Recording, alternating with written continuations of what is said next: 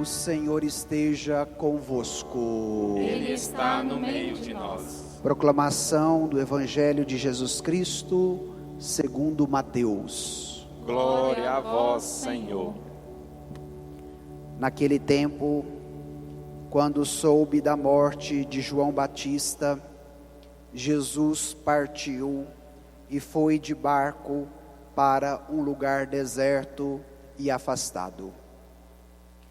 Mas quando as multidões souberam disso, saíram das cidades e o seguiram a pé. Ao sair do barco, Jesus viu uma grande multidão, encheu-se de compaixão por eles e curou os que estavam doentes.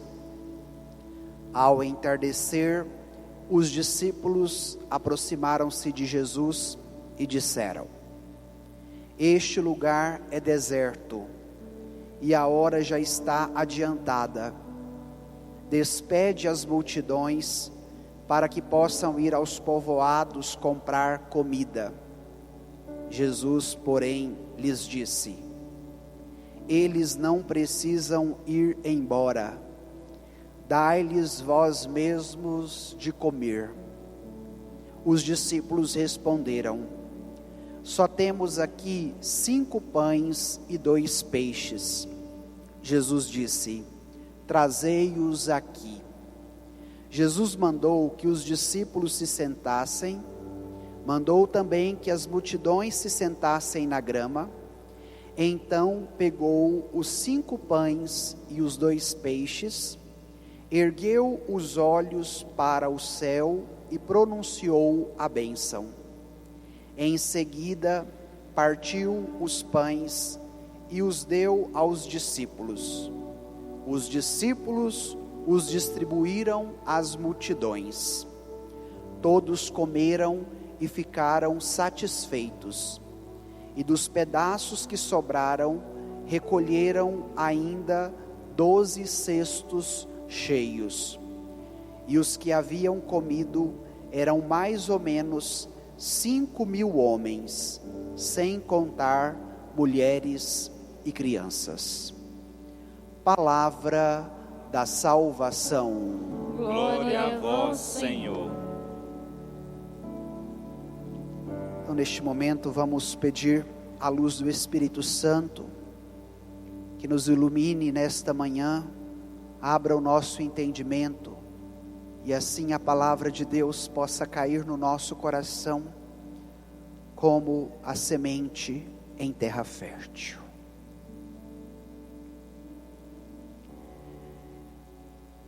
Irmãos e irmãs, celebramos hoje o 18º domingo do tempo comum. Nos últimos 3 domingos, nós estávamos meditando o capítulo 13 do evangelista Mateus, que nos contou 7 parábolas sobre o reino dos céus.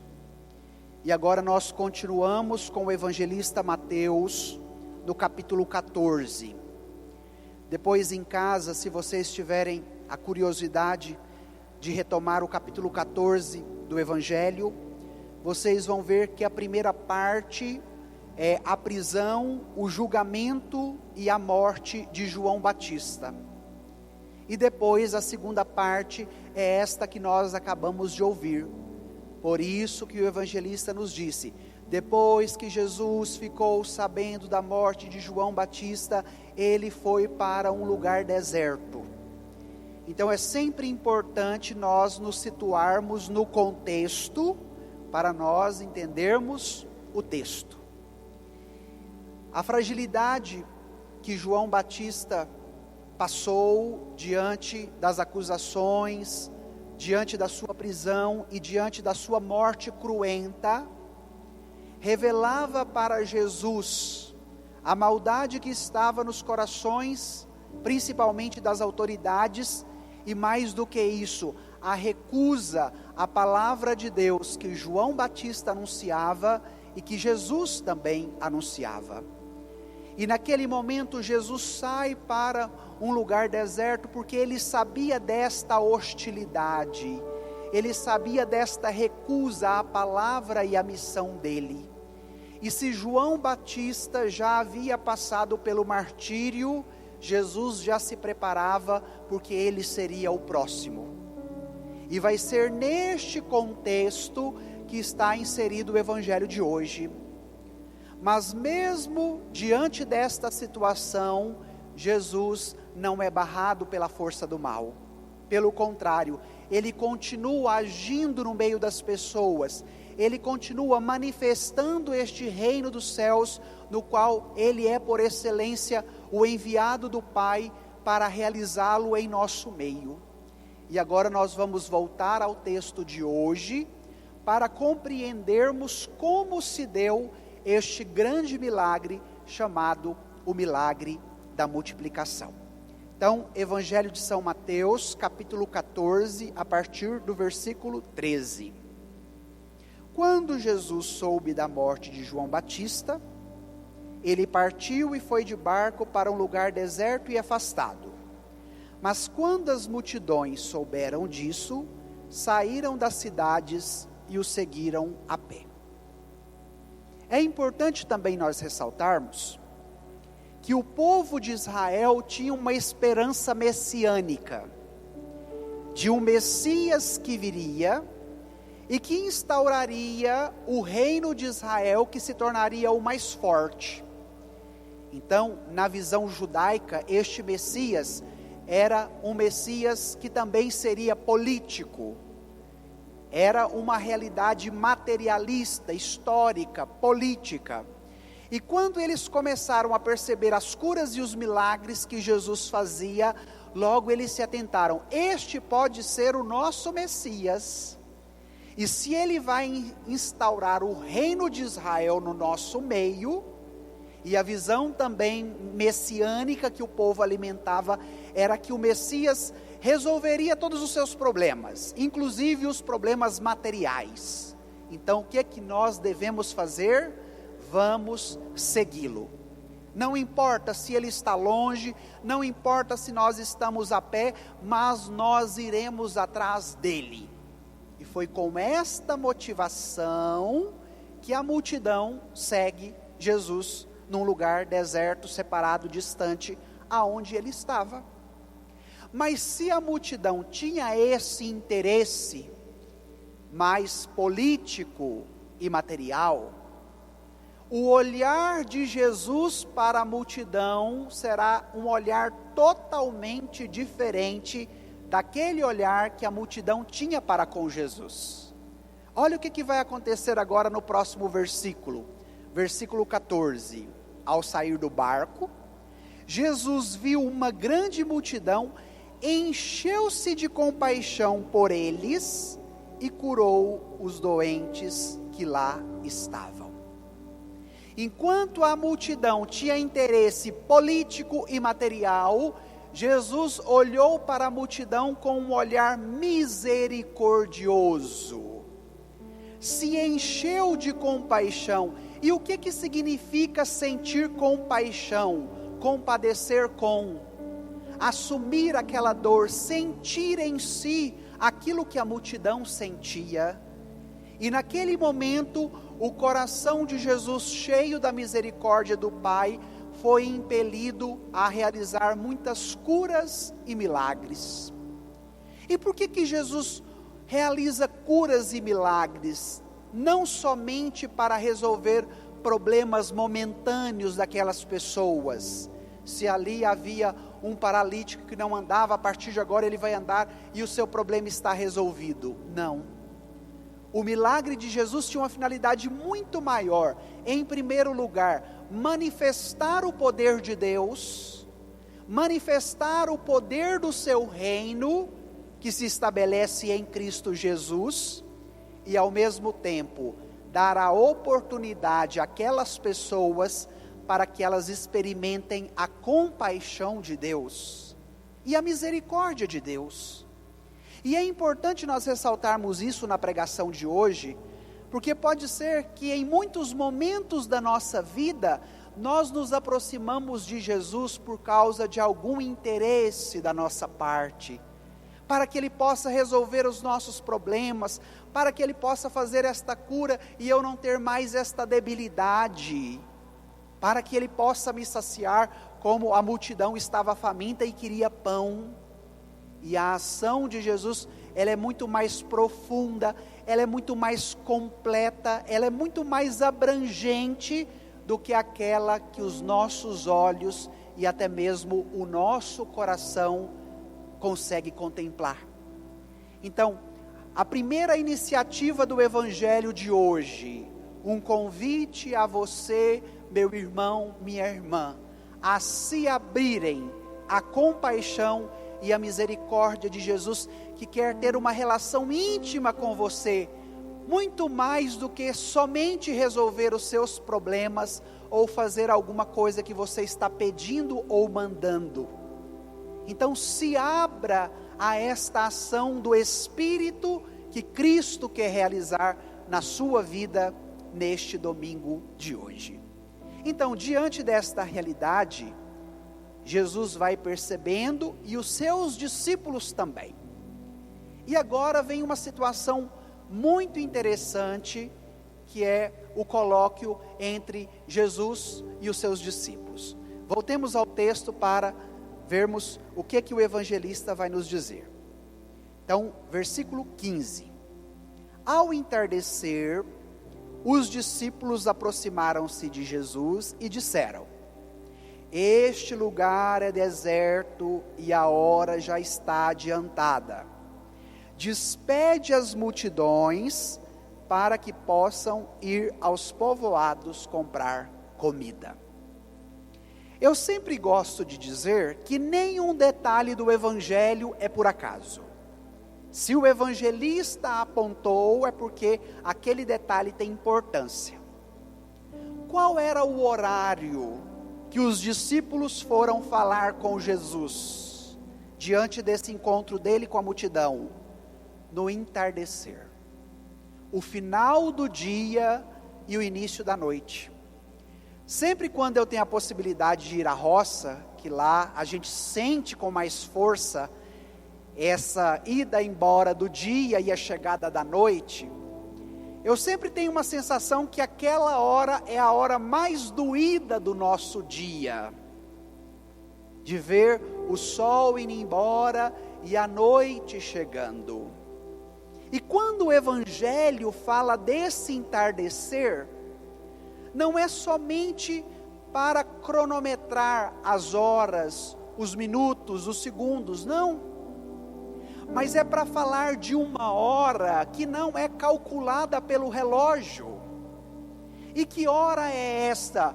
A hora do entardecer, da angústia, da necessidade, do anseio, da busca do coração de cada homem e de cada mulher.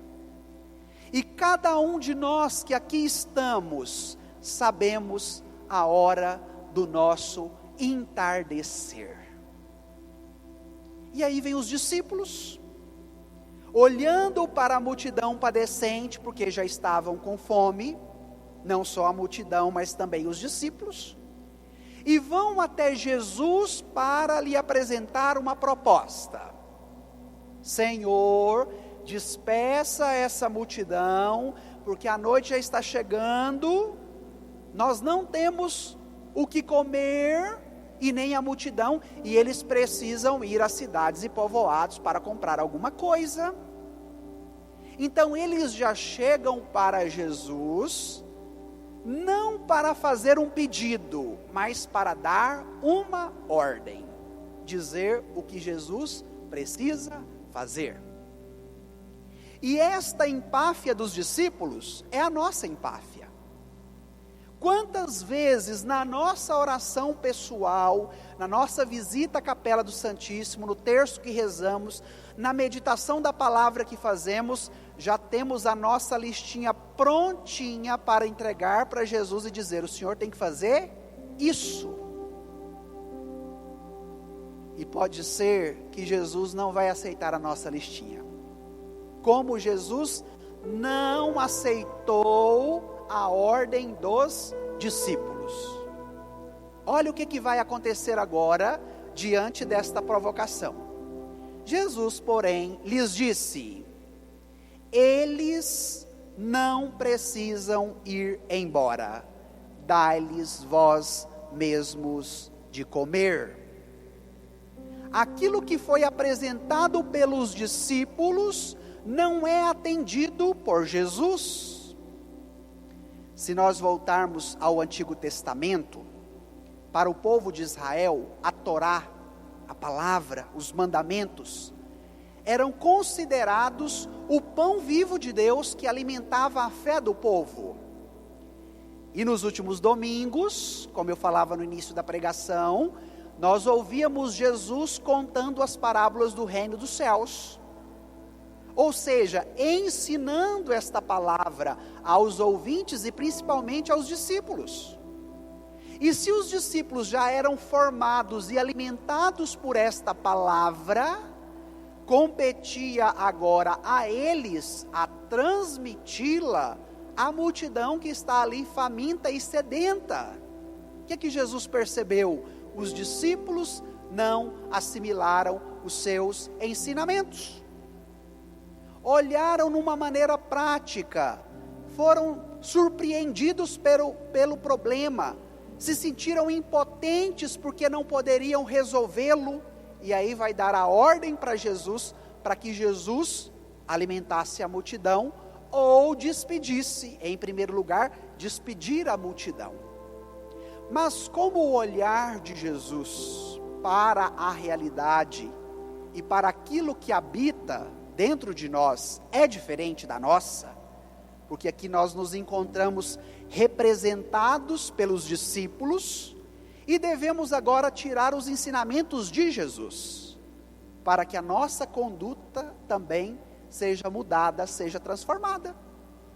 E aí Jesus vai dizer para os discípulos: dai vós mesmos de comer. Jesus queria o comprometimento dos discípulos naquela causa, porque Jesus já sabia que João Batista tinha sido morto, e ele estava se preparando porque Jerusalém o esperava, porque a cruz o esperava, e Jesus tinha consciência disso, e era necessário que os discípulos assimilassem essa catequese de Jesus, porque eles deveriam continuar o que Jesus fazia. Eles receberiam a missão de propagar este reino dos céus por todos os cantos da terra. E aí os discípulos, ainda sem compreender, olha o que eles vão responder para Jesus agora no próximo versículo. Versículo 17. Os discípulos responderam: só temos aqui 5 pães e 2 peixes. Os discípulos tinham 5 pães e 2 peixes. Mas no final do texto, o Evangelho diz que a multidão era aproximadamente 5.000 homens, sem contar as mulheres e as crianças. Imaginemos que cada homem fosse casado, tivesse a sua esposa, e cada casal tivessem 2 filhos. Então nós teríamos aí uma multidão de quase 20.000 pessoas. O que é 5 pães e 2 peixes para uma multidão desse tamanho? Os discípulos olharam para a capanguinha deles, aonde eles carregavam os pães e os peixes, e falaram: o que é isso para essa multidão? Não é nada. E foi com esse desprezo que eles chegaram para Jesus, olhando para suas capangas e falando: isso é nada. Pensando, esse Jesus está doido. Como que ele nos manda alimentar uma multidão se nós temos somente isso? A multidão é tão grande e o que nós temos é tão pouco. É muito desproporcional entre o real, que são os nossos pães e os nossos peixes, e o ideal, alimentar a multidão. Os discípulos pensaram assim, porque o olhar deles não se elevaram para contemplar quem estava ao lado deles. para entenderem quem era Jesus e qual era o poder que ele tinha. Mas o olhar dos discípulos era um olhar míope, era um olhar reduzido, que se bastava naquilo que eles poderiam tocar, naquilo que eles traziam nas suas capangas. E nós também fazemos esta experiência. Em quantas provações e dificuldades que enfrentamos na nossa história, temos uma visão reduzida somente naquilo que eu vejo, somente naquilo que eu toco, somente naquilo que eu possuo. E olhando para o problema, para a necessidade que pode ser grande demais, eu olho para o que eu tenho e desprezo, falando: isso não dá, isso não resolve, isso não basta. E foi esta a experiência dos discípulos. Porém, o mais bonito vem agora. Olha o que vai acontecer quando eles apresentam e falam que só tem somente esses 5 pães e esses 2 peixes. Jesus disse: trazei-os aqui. Jesus mandou que as multidões se sentassem na grama. Então pegou os 5 pães e os 2 peixes, ergueu os olhos para o céu e pronunciou a bênção. Em seguida, partiu os pães e os deu aos discípulos, e os discípulos os distribuíram às multidões. Todos comeram e ficaram satisfeitos, e dos pedaços que sobraram, recolheram ainda 12 cestos cheios. O pouco nas mãos dos discípulos era pouco, mas o pouco nas mãos de Jesus se torna muito, multiplica, alimenta a multidão. E aqui vem um outro ensinamento para você. De repente o seu pouco na sua mão sempre será pouco, mas o seu pouco nas mãos de Jesus te dará a graça de experimentar o milagre da multiplicação, da abundância, da bênção. Mas por que nós temos a dificuldade de experimentarmos este milagre da multiplicação? Porque nós somos apegados, porque nós somos egoístas. Como diziam os mineiros, nós somos muquirana, mão fechada. Preferimos que o nosso pouco se mofe, se perca e seja descartado e jogado fora, do que termos a generosidade, a solidariedade, a abertura de coração, de falarmos para Jesus: é pouco, mas é o que eu tenho. Receba nas tuas mãos, porque eu creio quem tu és, e eu sei o que o Senhor pode fazer. Jesus realiza esse milagre em primeiro lugar para a conversão dos discípulos, e depois, claro, para alimentar a multidão. E hoje nós devemos permitir com que esse evangelho também nos ajude no processo de conversão que cada um precisa fazer diante dos seus apegos, diante das suas seguranças, diante daquilo que você coloca a sua esperança e a sua confiança. E é muito bonita a cena. Eu fico imaginando como se deu todo esse processo. Jesus toma o pão em suas mãos, ele olha para os céus, ele parte, ele faz uma oração de ação de graças, e depois ele reparte aos discípulos e coloca os discípulos para distribuírem o pão que foi multiplicado. Aqui nós temos 2 significados teológicos. O primeiro, a bênção do alimento, que era uma tradição no judaísmo. A base da alimentação do judeu, o povo do Antigo Testamento, era o pão. Então, se nós voltarmos lá no Antigo Testamento, o livro do Êxodo, o povo de Deus caminhando pelo deserto, vai brigar com Moisés: não temos mais alimento, que saudade temos das cebolas do Egito. Moisés vai falar com Deus, e aí À noite, o Senhor manda o maná descido do céu, e depois, quando o povo acordava, o que eles tinham para se alimentar? O pão que Deus dava. Quando eles tiveram que sair do Egito correndo, não foi possível levedar, colocar fermento na massa, então foi o pão sem fermento, devido à rapidez para se libertarem da escravidão do faraó.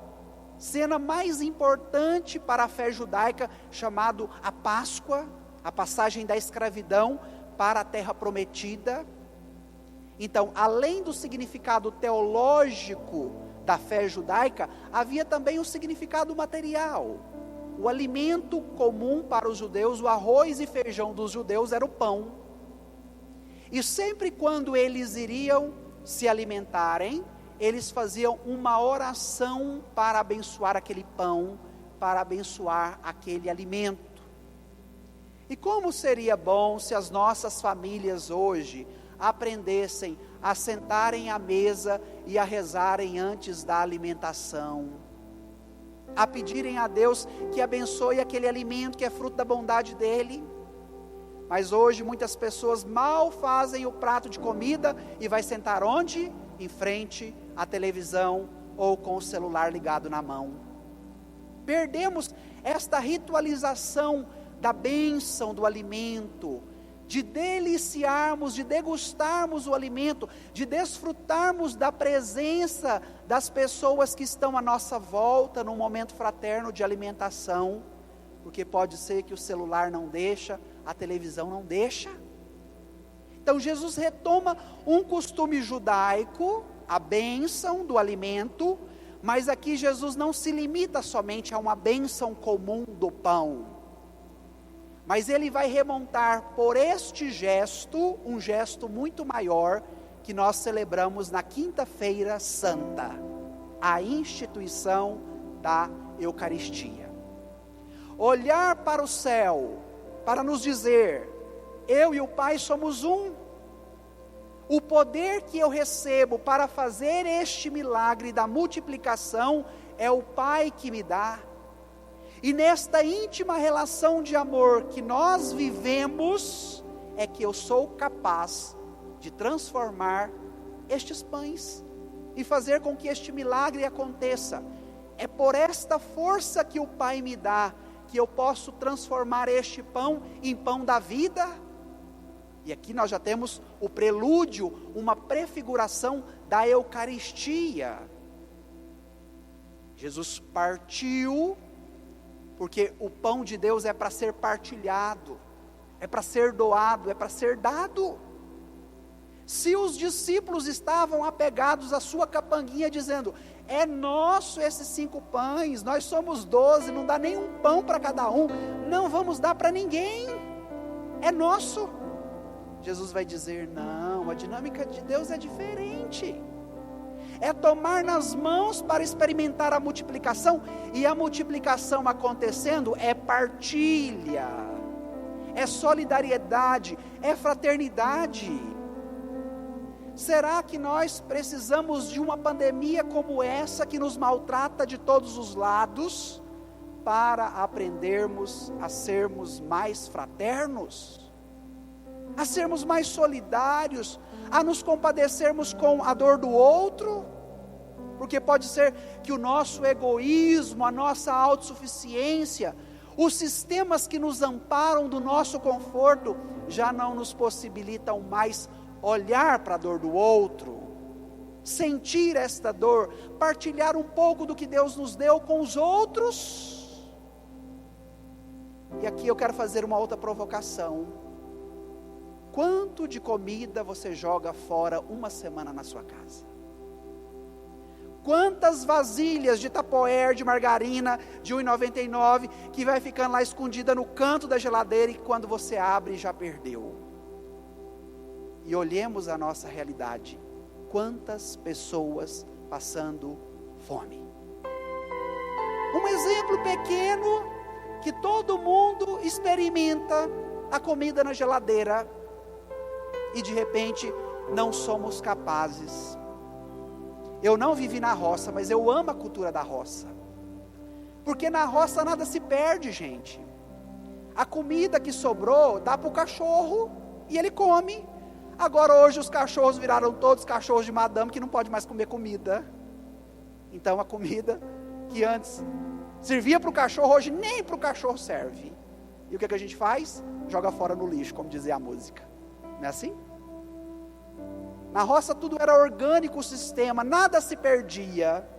Agora hoje nós, moldados por uma sociedade do consumo, e de um consumo frenético, já não temos mais a possibilidade de sermos solidários, nem com os nossos irmãos humanos, e nem com os animais.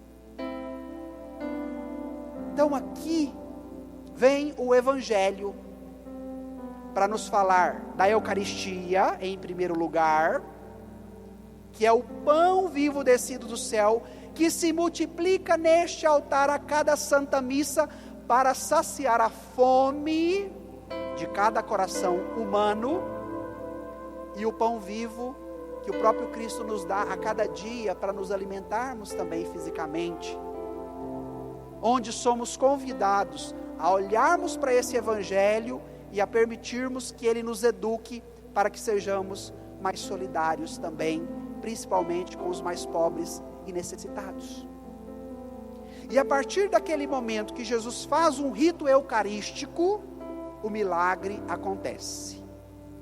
Eu dizia agora há pouco, os discípulos tinham apenas 5 pães e 2 peixes, muito pouco para alimentar a multidão, mas a partir do momento que eles colocaram nas mãos de Jesus, Jesus teve a realidade de transformar aquela situação.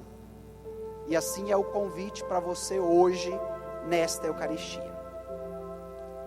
Agora Jesus chama os mesmos discípulos, que deu a ele a ordem, dispensa a multidão, porque já é tarde, a noite vem, o dia declina, nós não temos como alimentá-los, manda eles embora, para irem aos povoados comprarem pão, porque senão eles vão ficar com fome aqui durante a noite.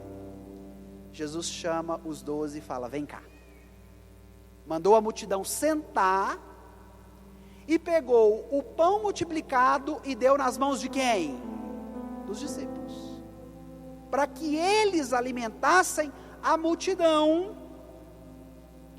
Os mesmos que ofereceram o pouco, eles ofertaram a Jesus os 5 pães e 2 peixes, foram os mesmos que receberam o muito.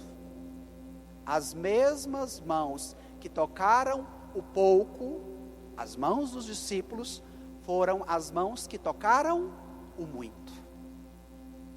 E por que Jesus realiza esta distribuição numa pedagogia? Porque entre a multidão e Jesus necessitava de mediadores. E quem seriam esses mediadores? Os discípulos, os apóstolos. A igreja, prefigurada e edificada depois sobre o alicerce dos apóstolos.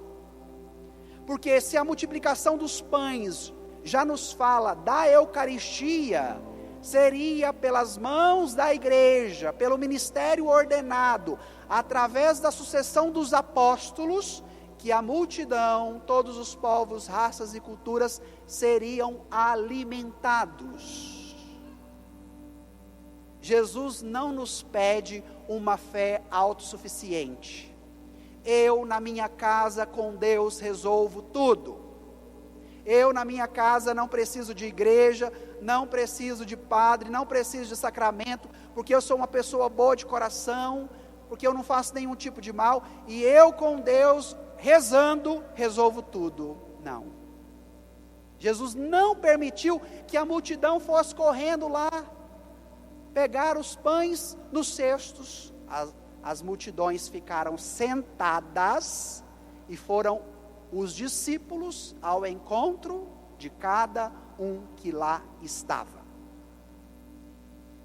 Lendo os textos da patrística, eles vão nos explicar, os santos padres, qual o significado de 5 pães e de 2 peixes, os 7 sacramentos. Os 2 peixes simbolizam os sacramentos da vida: o batismo e a confissão. O que lava, o que purifica, o que devolve a vida, o que tira do pecado e dá a graça de Deus. O peixe vive onde? Na água. Os 2 peixes. E depois, os 5 pães, os outros 5 sacramentos que sustentam a vida: a Eucaristia, a Crisma, a ordem, o matrimônio, a unção dos enfermos. E hoje nós estamos começando o mês vocacional. Então, esta prefiguração da ação dos discípulos em levarem à multidão o milagre de Jesus é para dizer que eles seriam os portadores dos divinos sacramentos, dos 7 sacramentos, que alcançaria a vida de cada homem e de cada mulher na sua totalidade, do seu nascimento com o batismo até a sua morte com a unção dos enfermos. Porque em cada coração humano habita uma fome: fome de justiça, fome de verdade, fome de Deus.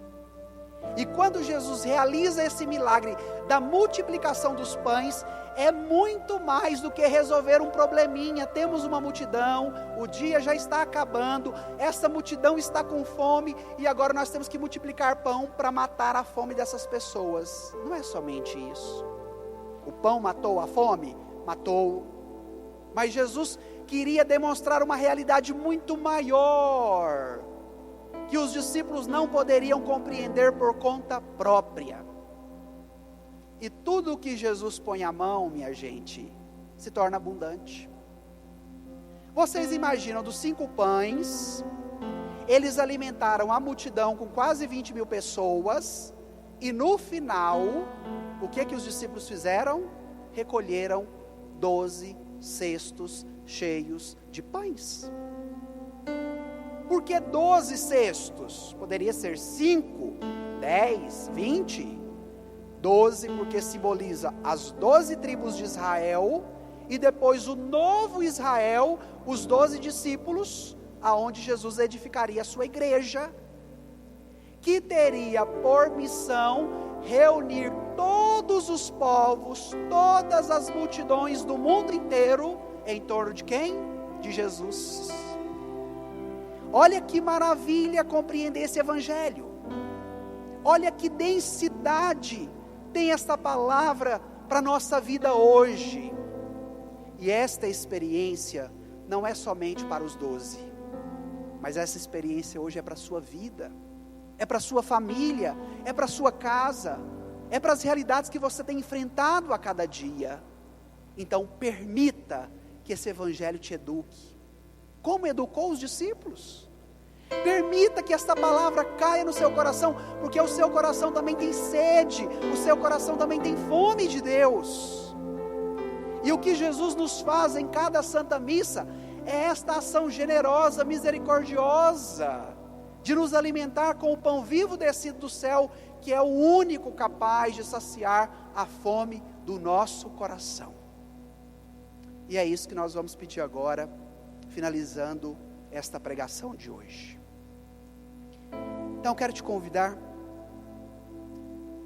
por um instante a fechar os seus olhos e a fazer o seu exame de consciência de tudo que você tem sentido, vivido, passado nesses últimos dias. Quais são os seus apegos que te impedem de colocar o seu pouco nas mãos de Jesus? Qual é a fome do seu coração? Apresente para Jesus o entardecer da sua alma, a hora mais doída, e vai pedindo: Senhor, eu quero fazer essa experiência, em primeiro lugar de fé, porque o meu pouco nas minhas mãos, Jesus, sempre será pouco. mas o meu pouco nas tuas mãos, Jesus, pode se multiplicar. E é esta experiência que eu quero viver nessa manhã, Senhor, orientada por esta palavra. Dai-me, Senhor, a tua graça, renova a minha fé, a minha esperança, a minha confiança em Ti, Jesus, porque os discípulos foram os primeiros a colocarem o pouco nas mãos de Jesus, mas eles foram os primeiros também a receberem o muito das mãos de Jesus. Vai dizendo: Senhor, eu quero essa experiência. Dai-me este pão vivo descido do céu. Sacia o meu coração, Senhor. Alimente a minha alma diante da fome que eu tenho, a fome de Deus, que somente o Senhor pode me saciar.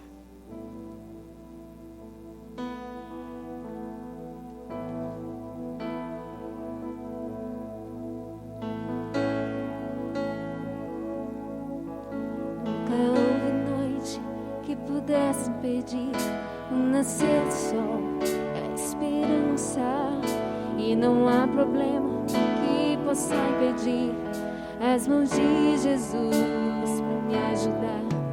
Nunca houve noite que pudesse impedir o nascer do sol e a esperança, e não há problema que possa impedir as mãos de Jesus para me ajudar.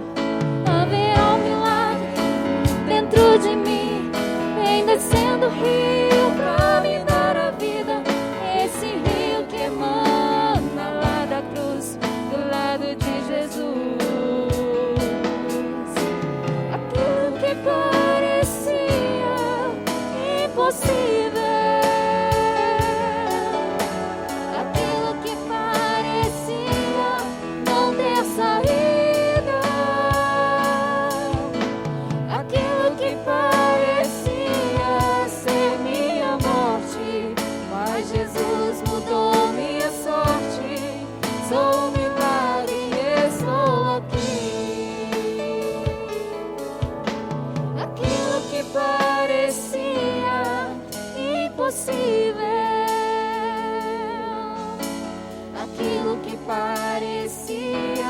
não ter saída,